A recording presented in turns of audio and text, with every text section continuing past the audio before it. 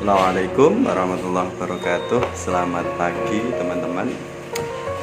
Pagi ini saya ingin ngobrol tentang fenomena yang sering kita lihat di sekitar kita.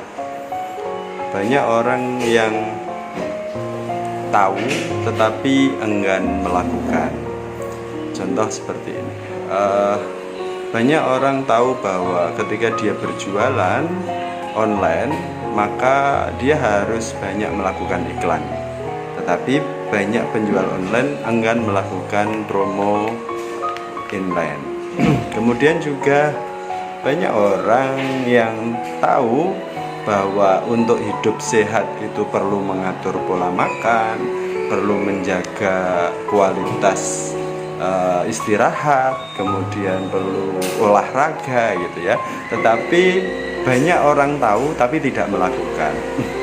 Nah, ini menarik sekali untuk kita bahas ya, bahwa di setiap keberhasilan seseorang sebenarnya mereka melakukan apa yang mereka ketahui gitu ya. Dan sebaliknya, di setiap kegagalan kita adalah karena kita tahu tetapi kita tidak melakukan. Jadi apa sebenarnya jembatan penghubung antara mengetahui dan melakukan gitu. Jadi kan tadi fenomenanya jelas bahwa ada orang tahu tetapi enggan melakukan ya, sehingga kemudian dia gagal. Ada orang yang tahu dan kemudian melakukan. Nah, apa sebenarnya jembatan antara mengetahui dan melakukan? Sebenarnya satu-satunya kuncinya adalah disiplin ya. Disiplin itu adalah sebuah kebiasaan, sebuah habit ya, yang dibentuk karena kita rencanakan dan kita lakukan step by step, selapis demi selapis. Nah, teman-teman, disiplin ini adalah tangga atau jembatan antara tujuan yang ingin dicapai dengan pencapaian kita.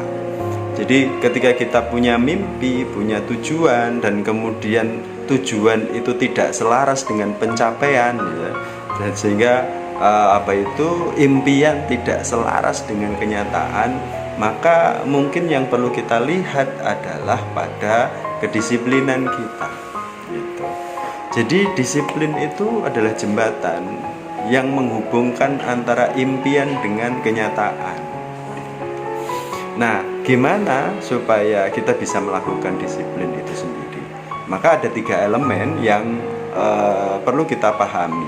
Elemen pertama dari disiplin adalah kita memulai.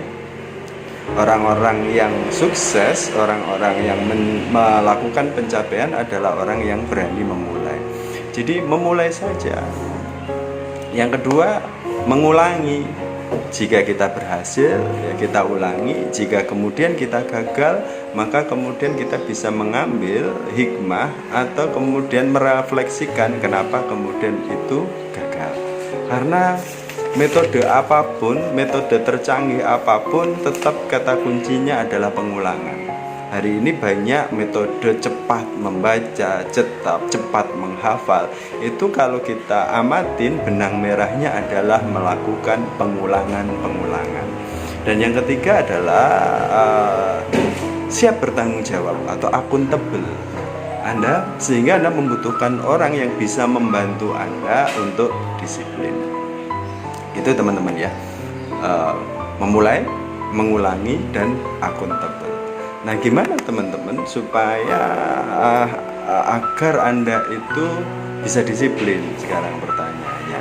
Nah, yang pertama tipsnya adalah singkirkan hal-hal yang membuat Anda tidak fokus pada tujuan. Jadi singkirkan pendistraksinya. Apa sih yang membuat saya itu sering kehilangan fokus? Itu disingkirkan semua yang menghalangi tujuan kita. Yang kedua, stop ya. Anda menunggu mood. Nanti aja, aku masih malas gitu ya. Nanti aja, waktunya masih panjang, dan seterusnya. Nah, harus kita mulai untuk kita memberhentikan kebiasaan kita menunggu datangnya mood baik pada kita. Yang ketiga, terima konsekuensinya. ya, konsekuensinya. Jika kita melakukan sesuatu, maka sadarilah kita akan kehilangan hal yang lain. Sadari bahwa setiap yang kita lakukan ada konsekuensinya. Yang keempat, tautkan diri Anda dengan orang-orang yang disiplin. Kalau Anda berada dalam lingkungan orang-orang yang nggak disiplin, kita akan ikut. Seperti itu teman-teman, semoga bermanfaat. Assalamualaikum, sukses.